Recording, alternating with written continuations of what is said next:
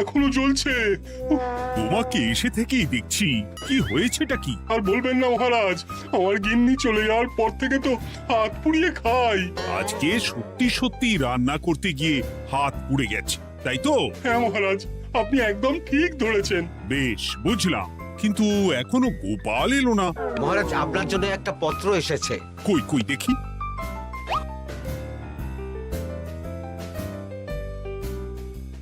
ঠিক আছে, তুমি এখন এসো। কিসের পত্র মহারাজ? দাঁড়াও, আগে গোপাল আসুক, তারপর বলছি। এই তো চলে এসেছি মহারাজ। দেখুন, আজকেও দেরি। আপনি কিছু গোপালকে বলেন না বলে লাই পেয়ে পেয়ে গোপাল আপনার মাথার উপরে উঠে গেছে। আমার নাম কি চুল নাকি যে মাথার উপরে উঠবো? আপনিও পারেন বটে।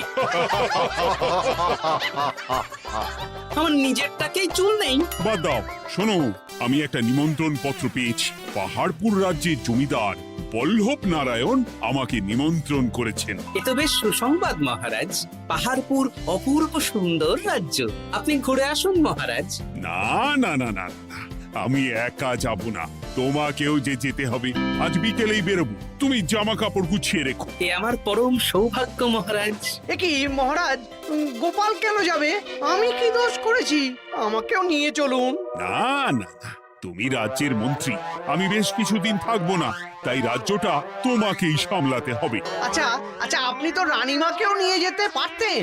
আমি কোথায় কাকে নিয়ে যাব সেটা আমার একান্তই ব্যক্তিগত ব্যাপার। তুমি বেশি বোঝাতে এসো না মন্ত্রী। বেশ।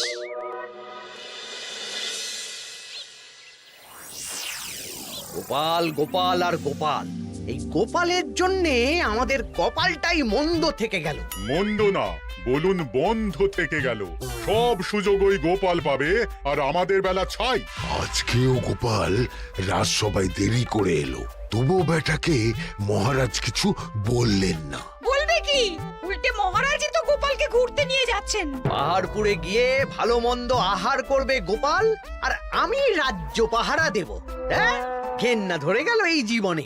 গোপাল যতদিন আছে ততদিন কিন্তু আমরা ওই ফুলে ফেপে উঠতে পারবো না। গোপালের যেন 7 খুন মাপ।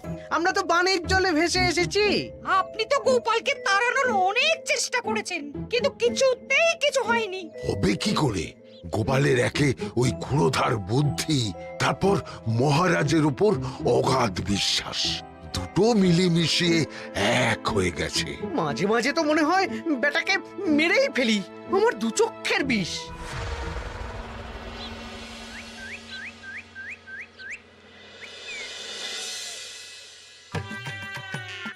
বলছি গিন্নি, কি এত তুমি পোটলায় বাঁধছো বলো তো? এত দূরের রাস্তা, তাই শুকনো খাবার ভালো করে বেঁধে দিচ্ছি। হ্যাঁ, তা কি কি দিয়েছো শুনি? ভিজে চিড়ে দিয়েছি, মুড়ি, নারকোল কুচো, চিনি দিয়েছি। হ্যাঁ, ব্যাস, আর কিচ্ছু দিতে হবে না। আমার সাথে তো মহারাজও যাচ্ছেন। আমি একটু বেশি করে দিয়েছি গো। দূর, সে কথা বলিনি। মহারাজ যাচ্ছেন তো, তাই মহারাজও নিশ্চয়ই রাজবাড়ি থেকে ভালো মন্দ খাবার নিয়ে আসবেন। যে যার নিজের তালে থাকে। কি আর করবো গিন্নি, উদরকে আদর করে যা সুখ তার অন্য কিছুতে নেই। বেশ বেশ, সাবধানে যেও। হ্যাঁ, তুমিও সাবধানে থেকো কিন্তু। আর নাতনি নাতনিগুলো এলে তাদের জানিয়ে দিও যে দাদু বেশ কিছুদিন থাকবে না। ঠিক আছে গো, ঠিক আছে। সাবধানে যাবেন মহারাজ।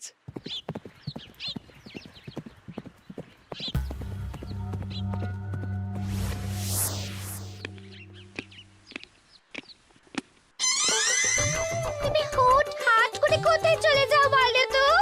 আমি বিকেলে তোমার জন্য মুচমুচে বেগুনি ভেজেছি। সে ঠিক আছে, কিন্তু তোমাকে এখন রান্নাঘরে থাকলে হবে না গিন্নি। ও মা, রাতের খাবার কে করবে শুনি? আমি তো এখন একটু একটু রান্না শিখে গেছি। এখন তোমাকে অন্য কাজ করতে হবে। কি কাজ? শোনো, বুঝতে পেরেছো তো?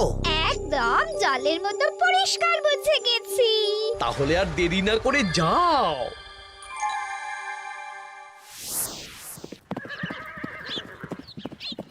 মহারাজ একটা কথা বলতে পারি? বলো গোপাল। আমরা পাহাড়পুর জমিদার বাড়িতে যাচ্ছি কেন? তুমি তো জানো আমাদের সেনাপতি এখন একা একাই নিজের সংসার সামলায়। হ্যাঁ, ওই ঘটনার পর থেকে তো সেনাপতির জন্য ভালো পাত্রীও পাওয়া যায়নি। পাহাড়পুরের জমিদার বল্লভ নারায়ণের একমাত্র কন্যা এখন বিবাহযোগ্যা, তাই আমি আর তুমি দেখতে যাচ্ছি। সেনাপতিকেও সাথে নিয়ে গেলে হতো। না, আগে আমরা যাব, মেয়েটা কেমন সেটা বিচার বিবেচনা করে ফিরে আসব। তারপর যদি সেনাপতি রাজি হয় তখন আমরা বাকি ব্যবস্থার দিকে এগোবো, তাই তো? একদম তাই। আর তোমার চেয়ে ভালো মানুষ চেনার ক্ষমতা আমার জানা আর কেউ নেই, সেই জন্যই তো তোমাকে নিয়ে এলাম। এ আমার পরম সৌভাগ্য মহারাজ।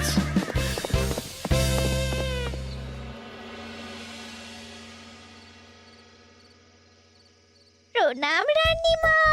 আরে মন্ত্রী গিন্নি যে, বলো বলো। এই কিছু বেগুনি ভেজেছি, তাই আপনার জন্য নিয়ে এলাম রানীমা। সরলা, তুমি ওটা রান্নাঘরে নিয়ে যাও। আচ্ছা রানীমা। ওমা, এই গয়নাটা পরে কি সুন্দর লাগছে আপনাকে। নতুন নিলেন?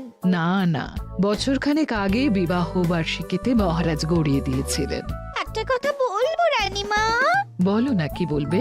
আমার মনে হয় আপনাকে আমাদের মহারাজ না আর আগের মতন ভালোবাসেন না। এই কি কথা বলছো তুমি? ভোলা চোখে যা মনে হয় তাই বলেছে রানীমা।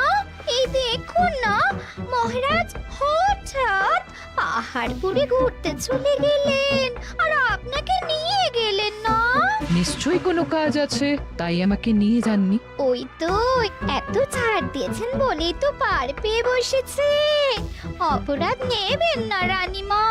মহারাজ সব ব্যাপারে শুধু গোপাল আর গোপাল, কিন্তু বাড়িতে যে আপনিও আছেন সেটা মহারাজ খেয়ালই করেন না। আসলে গোপালকে মহারাজ খুবই স্নেহ করেন তো। আপনি আগে না গোপাল আগে? পাহাড়পুর তো এত সুন্দর জায়গা, চারিদিকে পাহাড়, পাহাড় থেকে নেমে আসছে নদী। ভাবুন আপনাকে মহারাজ নিয়ে যেতেন যদি। সত্যি তো, আমাকে তো মহারাজ নিয়ে গেলেন না। নিয়ে যাবেই বা কেন? আপনাকে তো আর মহারাজ আগের মতো ভালোই বাসেন না। সব ধ্যান জ্ঞান এখন শুধু গোপাল। হ্যাঁ, সত্যি তো, আমি তো এটা ভেবেও দেখিনি কখনো। গোপালই আপনার কপাল পুড়িয়েছে। আসছে রানীমা।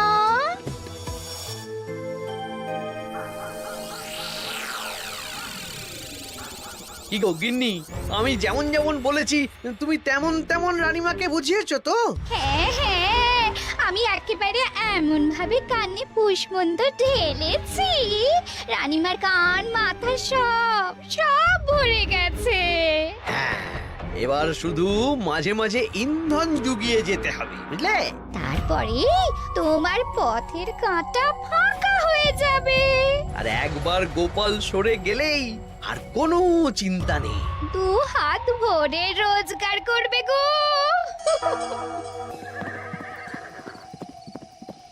কি কেমন লাগছে যাত্রা? বেশ ভালোই মহারাজ।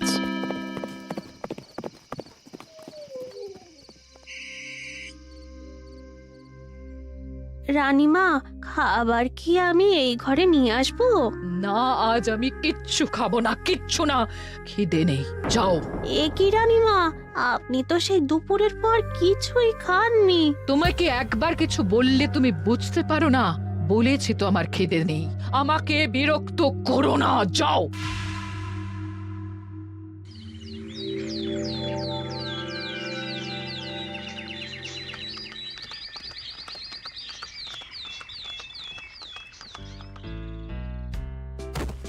আসুন মহারাজ কৃষ্ণচন্দ্র, আসুন আসুন আসুন। কি সুন্দর জায়গায় পাহাড়পুর, মনে হচ্ছে বেশ কিছুদিন থেকে যাই। তা থেকে যান না। এখন যে কাজে এসেছি সেটা আগে করে নি, তারপর যদি সব ঠিকঠাক, তখন তো আবার আসতে হবে। তাও ঠিক। এই বিমলা মা, এদিকে আয়।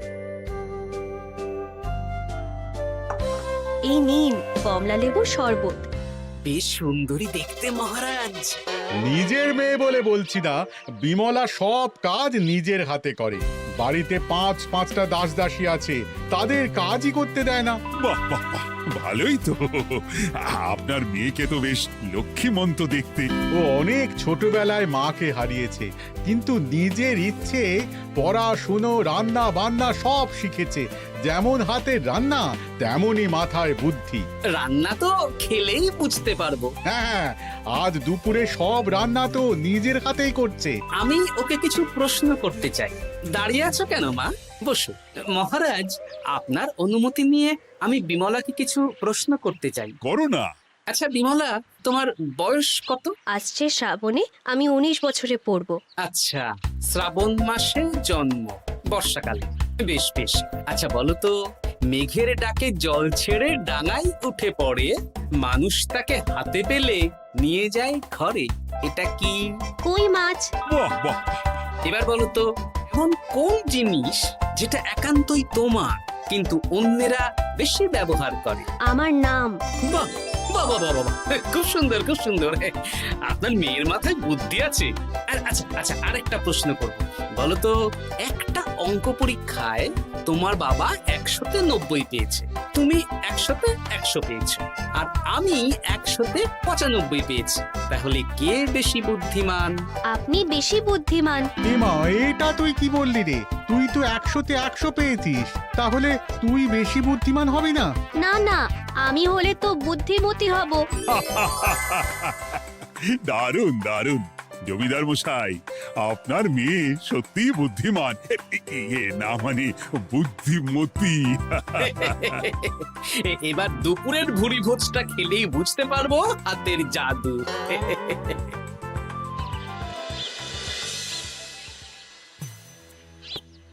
রানীমা, বেলা হয়ে গেছে, এভাবে না খেয়ে থাকবেন না, আপনার শরীর খারাপ করবে। তোমাদের মহারাজ আসুক, তারপরে খাবো।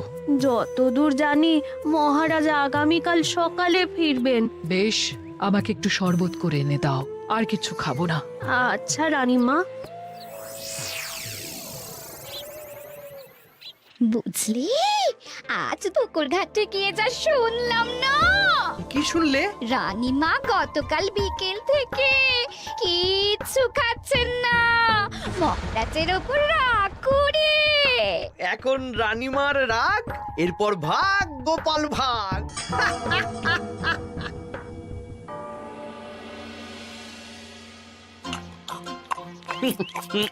সত্যি বিমলা, তোমার হাতের রান্নার কোনো তুলনা নেই মা।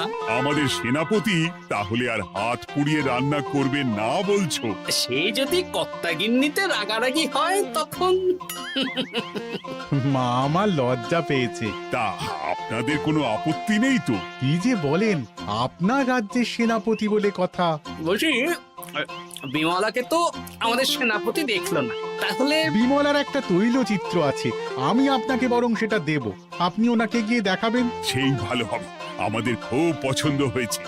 তাহলে সেনাপতি রাজি হলে আমরা বিবাহের তারিখ চিঠিতে জানিয়ে দেব। আচ্ছা মহারাজ।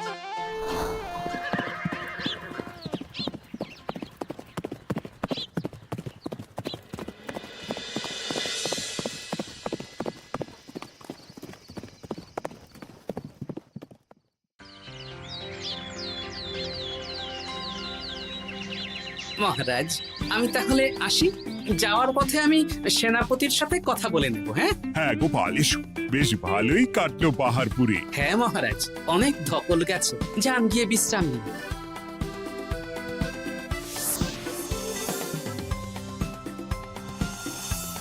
কি সেনাপতি, পছন্দ তো?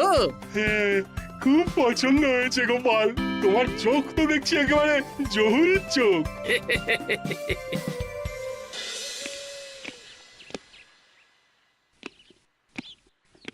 চিরটা কাল আপনি ওই গোপাল গোপাল করে কাটিয়ে দিন। কি হলো? রানীমা গত পরশু থেকে কিচ্ছু খাননি, গতকাল একটু শরবত খেয়েছেন শুধু। কেন, কি হয়েছে? দেখুন মহারাজ, সহ্যের একটা সীমা আছে। আরে, আমার তো কিছুই মাথায় ঢুকছে না। মাথায় শুধু গোপাল থাকলে আমার কথা ঢুকবে কি করে মহারাজ? আপনি আমাকে আর আগের মতো ভালোবাসেন না মহারাজ। এসব কি বলছো রানী? ঠিকই বলছি, আপনি খেয়ালই করেননি যে আমি গলায় আপনার পছন্দের পান্নার হার পরেছি মহারাজ? আরে আমাকে বলার সুযোগ দেবে তো। দেখুন, আপনি পাহাড়পুরে ঘুরতে গেলেন, গোপালকে নিয়ে গেলেন। আমারও মনে হয় কোথাও ঘুরতে যাই মহারাজ। আরে গোপালকে নিয়ে যাওয়ার প্রয়োজন ছিল, তাই নিয়ে গেছি। গোপাল তো আপনার প্রিয়জন, তাই ওকেই আপনার প্রয়োজন। আমি তো কেউ না। দেখো, গোপাল আমার সব বিপদে আপদে পাশে থাকে, তাই ওকে ভরসা করি, সেটা তো তুমি খুব ভালো করে জানো। আজকের পরে হয় গোপাল থাকবে, না হলে আমি থাকবো। না না না, এ হতে পারে না। গোপালকে আমি সরাতে পারবো না, আর কাউকে সরানোর জন্য কোনো কারণ তো চাই। আর কারণ যদি আমি দিয়ে দিই? কি কারণ? আপনি গোপালকে বলবেন আমার সাথে আপনার ঝগড়া হয়েছে। বেশ, তাতে কি? আপনি গোপালকে বলবেন ও যেন আমাকে বলে আপনার কাছে ক্ষমা চাওয়ার জন্য, আর আমি ক্ষমা চাইবো না। ব্যাস, আপনি এই সামান্য কাজটা গোপালকে করতে না পারার জন্য ওকে তাড়িয়ে দেবেন, ওকে মাত্র 7 দিন সময় দেবেন। ব্যাস। ঠিক আছে, আমি এক্ষুনি গোপালকে ডেকে পাঠাচ্ছি। দেখো গোপাল, এখন যদি রানী আমার কাছে ক্ষমা না চায়, তাহলে কিন্তু আমি বাধ্য হব তোমাকে রাজসভা থেকে তাড়িয়ে দিতে। আচ্ছা মহারাজ, বুঝেছি। রানীমা আপনার কাছে ক্ষমা চাইবেন, কিন্তু তার জন্যে আপনাকে আমার কথা মতো কিছু কাজ করতে হবে মহারাজ। কি কাজ বলো? বুঝেছেন? হ্যাঁ। না গোপাল, আমি মহারাজের কাছে ক্ষমা চাইতে পারবো না। দেখুন রানীমা, আমার মনে হয় আপনার ক্ষমা চাওয়াই উচিত। পুরুষ মানুষের মন বলে কথা, যদি বেশি দিন আপনি মহারাজের সাথে এরকম তিক্ত সম্পর্ক রাখেন, তাহলে কিন্তু মহারাজের মন অন্যদিকেও চলে যেতে পারে। এমনিতেও কি গোপাল? না, কিছু না রানীমা, শুধু এটুকু জেনে রাখুন, রাজবাড়ির মাঠে বাঁশ বাঁধা হবে। মানে কেন?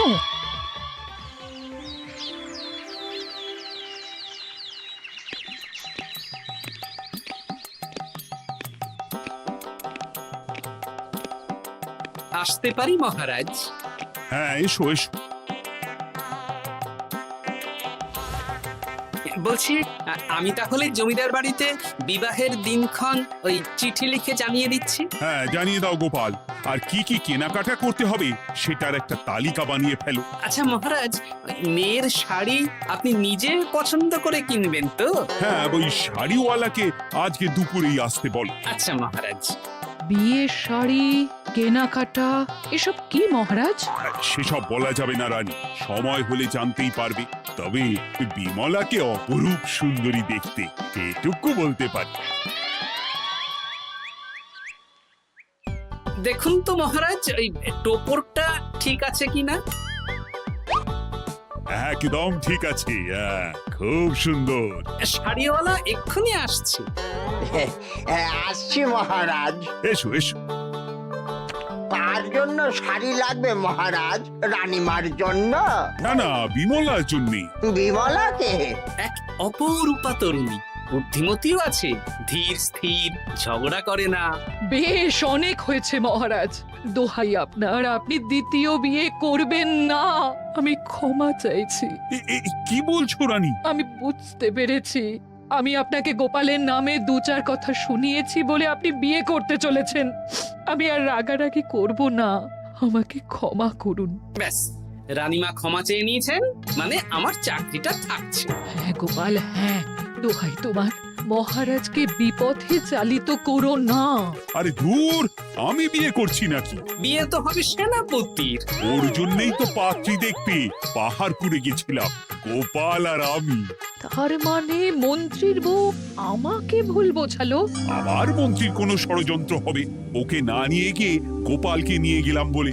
সেনাপতির বিয়ের আগেই আপনি মন্ত্রী মশাইকে ধোলাইটা দিয়ে দিন। ঠিক বলেছ রানী, তুমি বরং শাড়ি পছন্দ করো, আর আমি চললাম মন্ত্রীকে ধোলাই দিতে।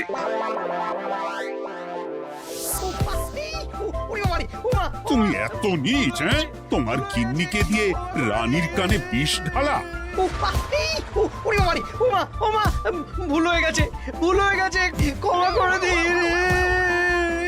এখন মন্ত্রীমশাই ভ্যাঁ করছেন, কদিন পরে সেনাপতির বিয়েতে প্যাঁ হবে ছাদনা তলায়।